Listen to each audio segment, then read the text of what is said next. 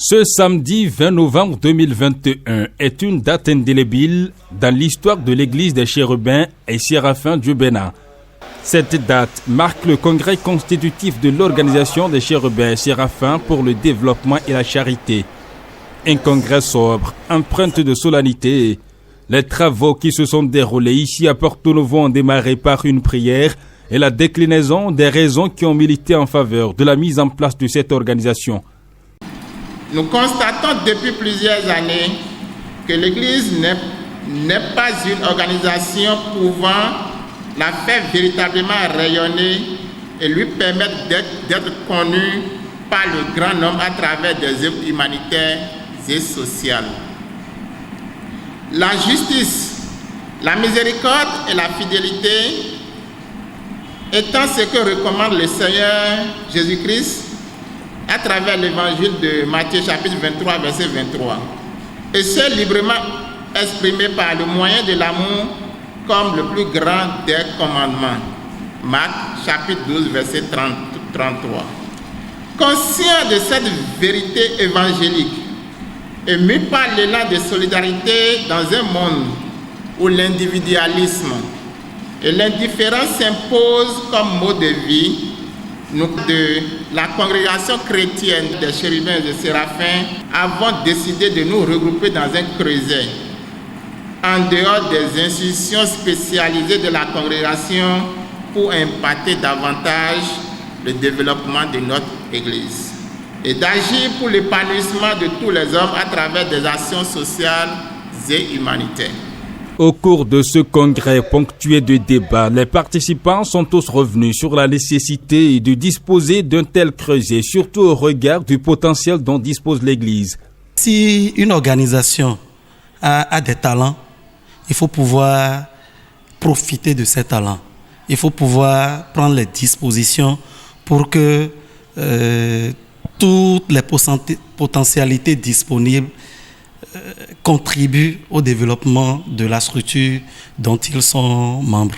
Ainsi donc, si on arrive à fédérer toutes ces potentialités, toute cette richesse de notre Église, ce n'est que l'Église qui va en sortir gagnant et c'est les membres de l'Église, bien évidemment, même ceux qui ne sont pas membres de l'Église, qui vont bénéficier donc des retombées dans des actions de cette organisation si on arrive à fédérer toutes les forces, toutes les énergies, toutes ces potentialités dont l'Église dispose aujourd'hui.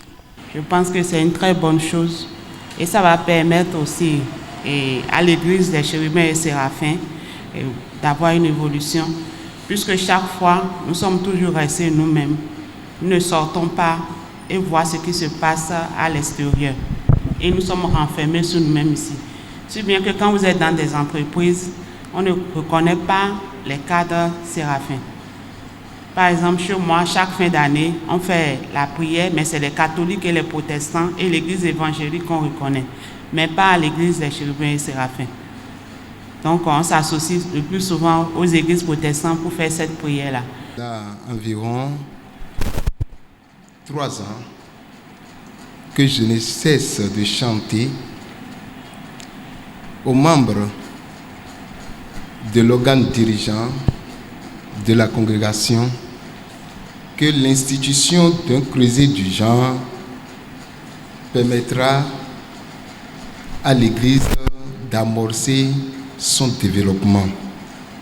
Donc, très chers frères et très chers membres, je vous exhorte à œuvrer. C'est une attente et le besoin est pressant au sein de notre congrégation. Environ 90 ans, il faudrait que nous sortions de l'ornière. Il faudrait que la liturgie que nous vivons au sein de notre congrégation, que nous arrivons à sortir de là et permettre l'épanouissement de notre congrégation. La partie suivante de ce congrès a été la relecture et l'amendement des textes, suivi de la plénière qui a conduit à l'élection d'un bureau de 7 membres et 2 commissaires aux comptes, bureau présidé par Luc Hungwe. Et je tiens à remercier tout un chacun pour la confiance placée en moi pour conduire la destinée de notre organisation désormais. Et c'est un plaisir pour moi, pour l'honneur que vous avez porté sur ma personne, et je saurai compter sur la disponibilité de tout un chacun pour la réussite de la mission qui nous est assignée. Ce bureau veut donc révéler la seconde dimension de l'Église, celle consacrée à la charité. La mission, c'est d'assister, d'aider, d'apporter, de partager ce que nous avons avec les frères chérubins, séraphins et autres, d'apporter notre aide aux démunis. Notre Église existe bientôt 90 ans.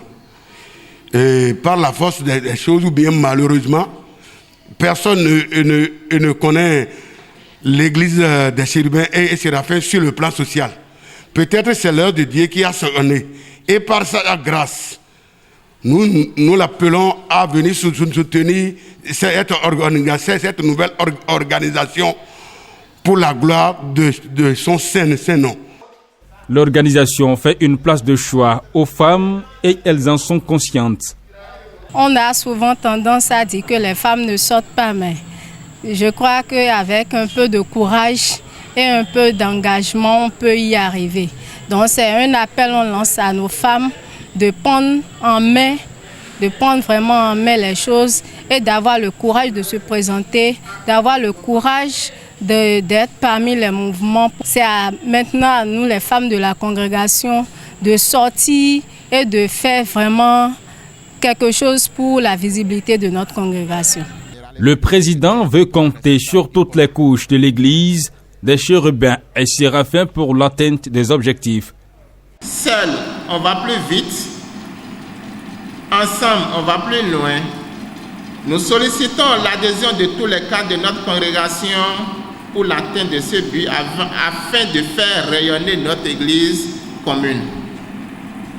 Nous tenons à notifier à tous que ce creuset ne met pas en conflit d'intérêts avec l'un quelconque des mouvements de notre Église, mais se donne pour défi de contribuer au mieux-être de tous et au développement de l'Église de Dieu, tel annoncé si haut. La prochaine mission de cette organisation est d'évangéliser la bonne nouvelle, celle qui contribue à mieux connaître leur congrégation.